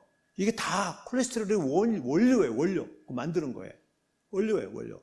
여러분들 섹스 호르몬, 남녀 성 호르몬도 콜레스테롤의 원료예요. 여성들 여러분들 콜레스테롤 낮으면요. 여성스러워지지가 않아요. 피부도 그냥 거칠해지고요. 이 콜레스테롤 낮으면 이따가 얘기 나오겠지만 아무튼 스테로이드 호르몬이 우리 몸에서 얼마나 중요한 건데요. 그게 원료가 바로 콜레스테롤이에요. 그 다음에 여러분들 담즙이 어디서 만들어져요? 간에서 만들어집니다.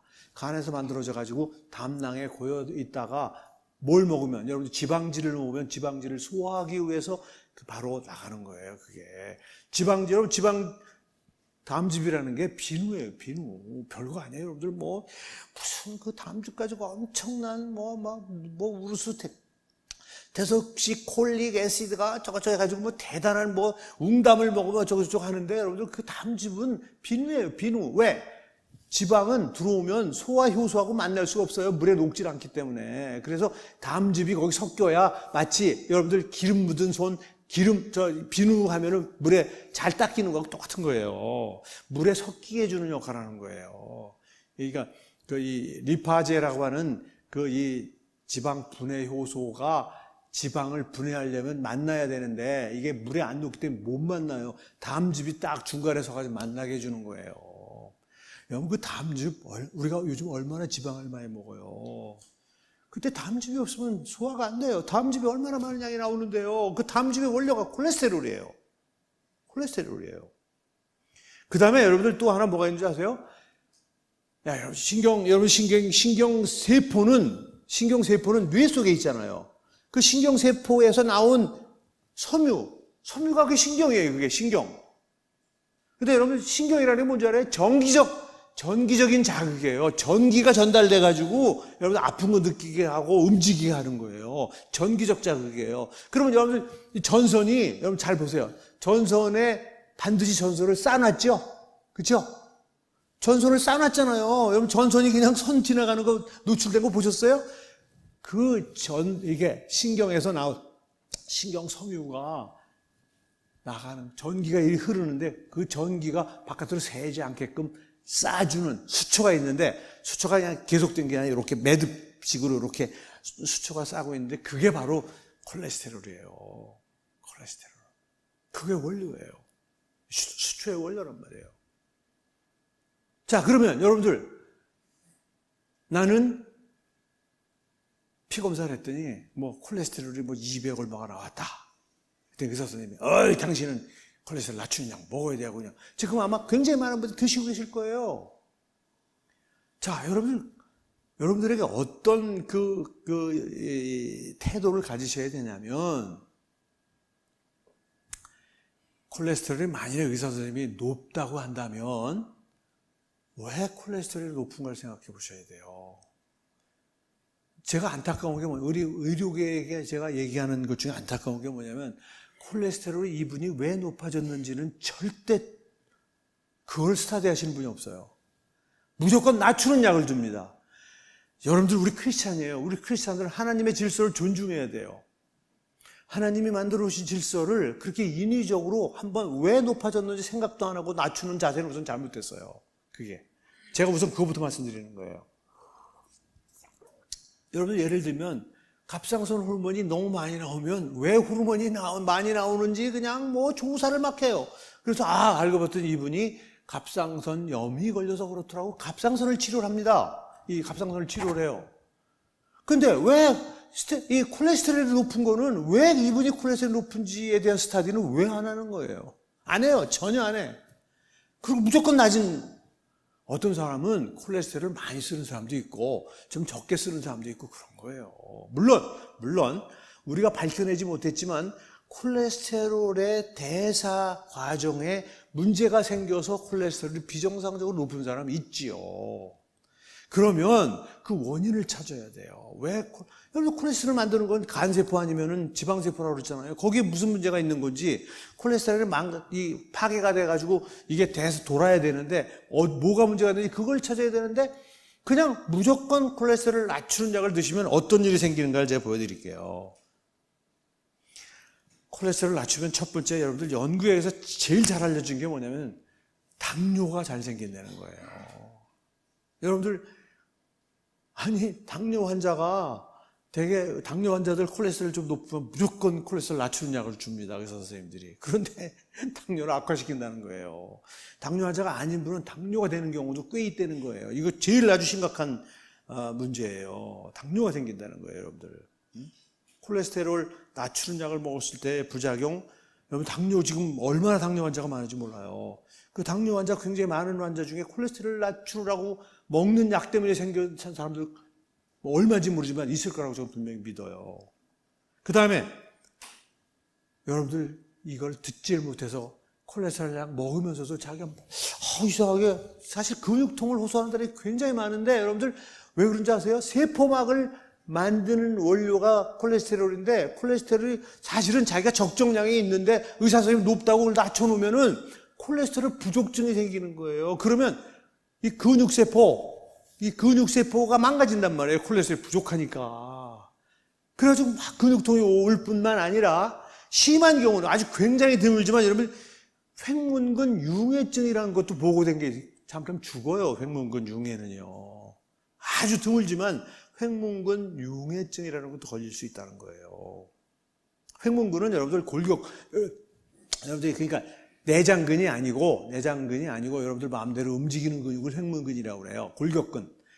이 골격근의 세포막이 파괴가 되면서 근육이 터지는 거예요. 그래서 근육통을 많이 호소하고, 아주 심한 경우는 이 골격근 융해 때문에, 여러분들 아시죠? 이 횡격막도 근육이에요. 횡격막이 망가지면 숨을 못 쉬어요. 죽을 수 있다는 거예요. 죽을 수도. 아주 드물지만. 그 다음에 신경통 증상이 꽤 있어요. 신경통. 여러분들 아까 얘기했죠? 콜레스테롤 부족하면 그 신경세포가 있고 신경 섬유가 이렇게 전달을 하는데, 거기에 절연을 하기 위해서 이게 안 되기 때문에 막 전도가 안 되면서 통증을 유발한다는 거예요. 그래서 신경통도 있고, 여러분들 또 하나는, 여러분들 이거 충분히 가능한 얘기죠. 남녀 할 거 없이 성욕을 감퇴시킨다는 거예요. 그래서 남성은 심한 경우 발기부전으로까지 갈 수 있어요. 성욕 감퇴. 왜냐면 남녀성 호르몬의 원료가 바로 콜레스테롤이라니까요. 그걸 지나치게 딱 낮춰놓으면은 필요한 만큼의 에스트로겐, 프로제스테론, 그다음에 남성의 테스토스테론, 이렇게 안 만들어진다는 거예요. 특히 여러분 테스토스테론이라 꼭 남성만 나오는 게 아니에요. 여성에게도 나오는 거예요. 그것이 성욕을 굉장히 중요한 호르몬인데 그 호르몬이 안 나오면 남자의 경우는 발기부전까지 갈 수도 있는 그런. 그러니까 여러분들 콜레스테롤을 낮추는 거는 저는 정도라고 보지 않습니다. 그래서 저는, 그리고 더 중요한 건 뭐냐면 이 건강하신 분들이, 지금 별 문제가 없는 분이 단순히 콜레스테롤만 높다고 그래가지고 콜레스테롤을 낮췄을 때 어떻게 되는가에 대한 스터디가 굉장히 많은데, 지금 결론은 그렇게 건강한 사람들의 콜레스테롤을 낮춘 것이 그분들의 어떤 질병을 예방하거나 생명을 지키는 데 도움이 됐느냐에 대해서는 학술적으로 거의 부정적이에요. 그리고 굳이 확률적으로 그 건강한 사람이 콜레스테롤을 낮춰서 도움을 받았다는 사람 100명에 1명 정도, 약 1% 정도라는 거예요. 그래서 여러분 대부분이 별로 영향을 전혀 도움을 못 받고 있다는 거예요. 다만 나는 뇌졸중으로 한번 쓰러진 적이 있다. 또는 심근경색증으로 죽을 뻔했는데 병원 가서 간신히 살았다. 그래서 지금 뭐 막 관리를 하고 있다 하는 분들에게는 콜레스테롤을 낮추는 것이 치명률을 조금 낮춰주더라는 정도가 지금 잘 알려진 학문적인 얘기예요. 그렇기 때문에 콜레스테롤을 낮추는 약은 아무튼 여러분들 의사 자기 주치의하고 잘 의논을 해야 되지만, 근데 그냥 정말 그냥 무조건적으로 주는데 제가 아주 질색입니다. 그래서 여러분들이 잘 판단하시라는 겁니다. 이거는 아시겠죠? 자, 그 다음에 여러분들 제가 이제 그러니까 이게 프렌치 패러독스라는 게 뭐냐면요, 사실은 이게 와인을 드시는 분들에 대한 이야기예요. 이게 뭐냐면, 이게 뭐에 대한 증거냐면요, 콜레스테롤을 낮추는 것이 정도가 아니고 콜레스테롤이 산화되지 않게 지키는 게 그게 정도라는 증거예요. 여러분들 이게 1970년대인가부터 나온 이야기인데, 불란서 사람들이 이상하게 사실은 불란서 사람들 여러분들 식사를 어떻게 해요? 밤 11시 12시까지 대화하면서 그냥 기름진 거 먹으면서 와인을 그냥 하루 종일 밤새도록 그냥 와인 먹으면서 하는 게 불란서식 식사입니다. 그게 독특합니다, 불란서 사람들이. 그래서 불란서 사람들은 그 기름진 걸 많이 먹기 때문에 콜레스테롤이 굉장히 높다는 거예요.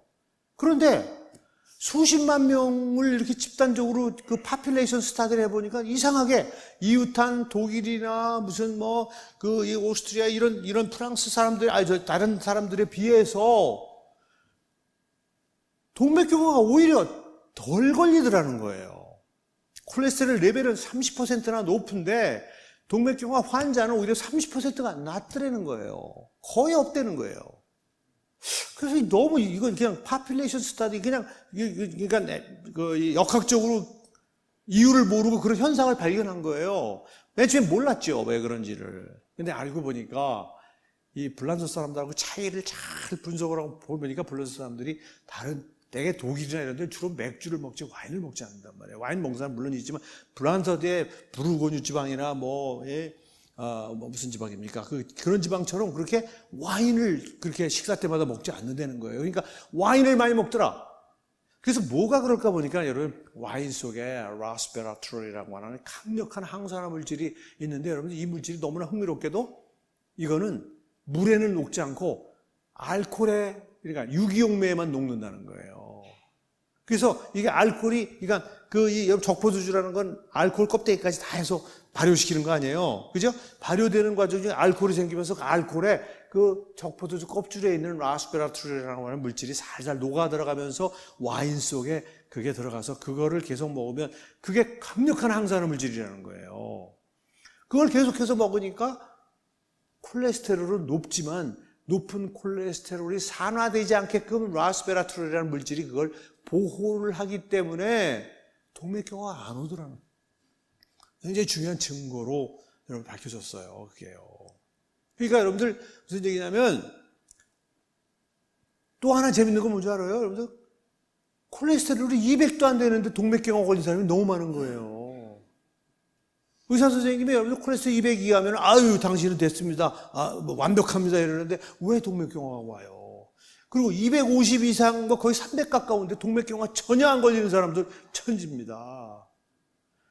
다시 말씀드리면 콜레스테롤이 200 이하인데도 걸리는 분이 있고 200 이상인 사람도 걸리는 사람이 있다는 얘기는 200 이상인데도 안 걸리고 200 이하인데도 걸리고 이 얘기 무슨 얘기예요? 콜레스테롤 높이하고 상관이 없다는 소리예요. 뭐하고 상관이 있다는 얘기예요? 비록 콜레스테롤이 170밖에 안 되지만 산화가 되면 170이라도 동맥경화를 만든다는 소리인 거예요. 자, 그러니까 여러분들 생각, 왜 LDL을 나쁘다고 그럴까요? 여러분들 LDL은 콜레스테롤 양이 많은 거예요. 양이 많으니까 똑같은 산화적 손상을 받는다 그러면 산화될 확률이 높죠. 많으니까. LDL이라는 게 뭐라고 그랬어요? 이 프로테인이라는 그 트럭 속에 콜레스테롤을 많이 실은 거라고 그랬잖아요. 거기 많이 실려 있으니까 산화가 잘 되죠. 내가 지금 산화적 손상을 100을 받고 있는 사람이라 그러면 콜레스테롤이 적어야 산화가 덜 되죠. 확률적으로요. 그죠? 똑같은 내가 지금 산화적 손상을 받는 나라는 사람을 볼 때 콜레스테롤이 낮은 게 많은 것보다는 산화될 가능성이 적죠. 그래서 콜레스테롤을 낮추는 약이 전혀 근거 없다고 얘기할 수는 없어요. 전혀 근거 없다고 할 수는 없지만 정도는 아니다 이 말이에요. 너무 상업적으로 그게 그냥 완전히 그게 주류를 이루고 있는 건 전 불만이에요. 그건 좀 고쳐줘야 돼요. 그 콜레스테롤 낮추는 약 시장이 너무나 커요. 그 제약회사에 말하자면 의사 선생님들이 조금은 좀 이용당하는 게 아닌가 하는 그런 부분도 있다는 거예요. 전혀 근거 없다는 얘기는 아니에요. 여러분들 낮춘 만큼 똑같은 산화적 손상으로부터 덜 산화가 될 수 있다라는 근거는 있지만 정도는 아니라는 거예요. 정도는 어떻게 해야 돼요? 산화되는 걸 막는. 그러니까 비타민C가 뭘 합니까, 여러분들? 비타민C가 바로 비타민C를 그렇게 늘 혈중에 높이 유지해 주면은 여러분들 그래서 역시 시간은 또 오바를 하는군요. 여러분들 항산화 비타민을 드셔야 되는데 여러분들 제가 오늘 온 김에 항산화 비타민에 대해서 정확하게 좀 말씀을 드려야 돼요. 여러분들이 의문이 많은데 여러분들 항산화 비타민에는 뭐가 있냐? 비타민 A도 있고 C도 있고 E도 있고 베타캐로틴이라는 것도 있습니다. 그 밖에도 항산화 물질은 무지무지 많아요. 셀레니움 해가지고 엄청 많습니다. 그런데 여러분들이 꼭 아셔야 될 게 뭐냐면요. 비타민 C 중심으로 드셔야 돼요. 왜 그러냐면 학문적으로 여러분들 그 설명을 드릴게요. 여러분 지금 제가 비타민C를 포함한 항산화제의 특성은 이놈이 여러분 항산화 기능을 우리가 기대하는 거 아니에요. 그러니까 활성산소 같은 게 이 산화 촉진 물질인데 항산화제가 그걸 막는 거거든요. 근데 여러분들 그 화학적인 내용이라 여러분들이 깊이 있게 학문적인 얘기는 못하지만 무슨 얘기? 항산화제가 항산화 기능을 하고 나면 그 물질이 독성이 강한 물질로 바뀌어요. 예를 들어 드릴게요. 여러분들 비타민 E를 우리가 알파 토코페롤이라고 그래요. 비타민 E. 여러분 비타민 E만 드시는 분들 계시죠? 비타민 E를 우리가 알파 토코페롤이라고 하는데 여러분들 굉장히 좋은 동맥경화를 막는 물질이라고 잘 알려져 있어요. 그런데 이놈이 그 콜레스테롤이 산화되는 것을 딱 막아주고 나면은요, 막는단 말이에요. 막아주고 나서 이놈이 뭐가 되느냐? 알파 토코페록실 레디칼이라는 물질이 돼요. 레디칼이라는 물질이 돼요. 레디칼. 여러분들 아시죠? 마치 선한 일을 하고 딱 돌아서서는 강도가 되는 거하고 똑같은 거예요. 비타민 E가 항산화 기능이라는 좋은 일을 하고 나서 딱 일을 하고 나면은 강도가 돼요. 칼을 든 강도가. 그래서 우리 몸을 공격을 합니다. 여러분 무슨 얘기냐면 그래서 우리 몸은 어떤 시스템이 되어 있냐면 비타민 E가 항산화 기능이라는 선한 일을 하고 나서 강도가 되자마자 교화작용해서 빨리 원래 비타민 E로 바꿔주는 시스템이 되어 있어요. 그게 바로 비타민 C예요. 무슨 얘기인지 아시겠어요, 여러분들? 비타민 C는 그 나쁜 놈으로 바뀐 비타민 E를 원래의 선한 비타민으로 환원시켜주는 역할을 비타민 C가 하는 거예요. 그래서 비타민 C는 수용성인 거예요. 비타민 E는 지용성이잖아요, 여러분. 수용성이라 엄청나게 빠른 속도로 다니면서 그 일을 해야 되는 거예요. 비타민 C는 그래서 수용성인 거예요. 유일하게. 무슨 얘기인지 아시겠어요? 그래서 여러분들 그런 거를 모르는 과학자들이 실험을 했기 때문에 어떤 일이 코펜하겐 샥이라는 그런 보고가 2007년인가 보고된 거예요. 무슨 얘기냐면 비타민 E가 건강에 좋다고 막 먹었더니 오히려 건강이 더 나빠졌다는 거예요. 한 3분의 1 정도가. 그럼 왜 그런지 아세요? 비타민C를 충분히 먹지 않고 비타민 E만 가지고 있기 때문에 그런 거예요. 비타민 E만 하면은 이걸 빨리 돌려주는 시스템이 없기 때문에 비타민 E가 오히려 우리 몸의 건강을 망가뜨려요. 뭐 암을 더 촉진시켰다는 얘기도 있고 뭐 동맥경화를 더 나쁘게 했다는 막 그런 보고가 막 쏟아져 나와가지고 쇼킹하다. 그래가지고 코펜하겐 리포트가 아니고 코펜하겐 샥이라는 보고가 나왔었던 적이 있어요. 여러분들, 그런데 너무나 흥미롭게도 이 코펜하겐 샥이라는 현상이 동물에서는 나타나지 않더라. 왜 그럴 것 같아요? 동물은 비타민C를 만들거든요. 동물들은 비타민C가 꽉 차 있어요, 몸에. 그리고 비타민 E나 비타민 A, 베타캐로틴을 뭘 먹어요? 음식을 통해서 먹는단 말이에요. 그러니까 그놈들이 우리 몸에 들어와서 비타민C가 꽉 잠겨 있는 상태에서 비타민 E가 항산화 기능을 하잖아요. 그러면 나쁜 놈이 되자마자 몸에서 만든 비타민C가 즉시 원래대로 돌려주는 시스템이 동물에게는 완벽하게 있는데 사람은 비타민C, 나는 과일 별로 안 좋아해요. 그래서 안 먹는 사람도 있어요. 아시잖아요. 나 과일 잘 안 먹는 사람들. 꽤 있어요. 그런 사람들이요. 그래서 비타민C 레벨이 낮은 사람에게 비타민 E를 가지고 실험하면요, 비타민의 독성이 나타나는 거예요. 우연히 비타민C를 많이 먹는 사람이 비타민 E를 가지고 실험하면 기가 막힌 효과가 나타나는 거죠. 아주 그 두 개의 콤비네이션에 의해서 항산화 기능이 더 아주 그 배가 된, 즉 시너지즘이 나타나는 건데, 비타민C 바탕이 없는 사람이 비타민 E만 가지고 건강을 지키겠다고 그러면 독성이 나타난다라는 게 밝혀진 거예요. 그게 암스테르담인가 그 코펜하겐에 있는 연구소에서 그걸 한 거란 말이에요. 코펜하겐, 덴마크의 그 코펜하겐 그 연구소에서 그 굉장히 중요한 그 연구소가 있어요. 거기에서 그 수십만 건의 그 연구, 지난 몇십 년 동안 한 걸 해서 보니까, 야, 함부로 이거 먹으면 안 되겠다.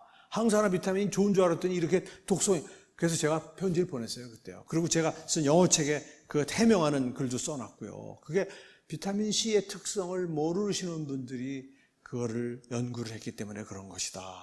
그러니까 여러분들, 비타민C를 먼저 충분한 양, 제가 얘기한 대로 아침, 점심, 저녁에 2,000씩 드셔서 몸에 충분한 양이 있는 상태에서 복합 비타민을 드셔야 된다는 거예요. 여러분들, 다른 항산화 비타민은 비타민C를 드신 후에, 동물들은 여러분들 그 반증이 바로 동물들에서는 그런 비타민 E의 부작용이 안 나타나더라 이거예요. 비타민 A의 부작용이 안 나타나더라. 베타캐로틴의 부작용이 안 나타나더라 이거예요. 왜? 동물들은 비타민C를 충분한 양을 몸에 충분히 가지고 있기 때문에, 만드니까. 필요한 양을 만드니까. 여러분, 굉장히 중요한 정보예요, 이거는요. 지금 이 정보는. 그 다음에 또 하나 여러분들에게 알려드리고 싶은 게 뭐냐면, 2009년에 여러분 뉴 잉글랜드 저널 오브 메디슨에 2009년에 여러분들 밝혀진 나온 논문인데, 이 논문에 나온 그림이 뭐냐면, 여러분 제가 아까 설명드렸죠. 이 세포가 이 산화된 콜레스테롤을 잡아먹어서 이 포미셀이 돼서 동맥경화를 만들고 이게 만드는 과정이에요. 근데 이분이 낸 게 뭐냐면, 제목이 뭐냐면 Reversing Atherosclerosis, 동맥경화를 되돌려 치료할 수 있겠느냐예요, 제목이.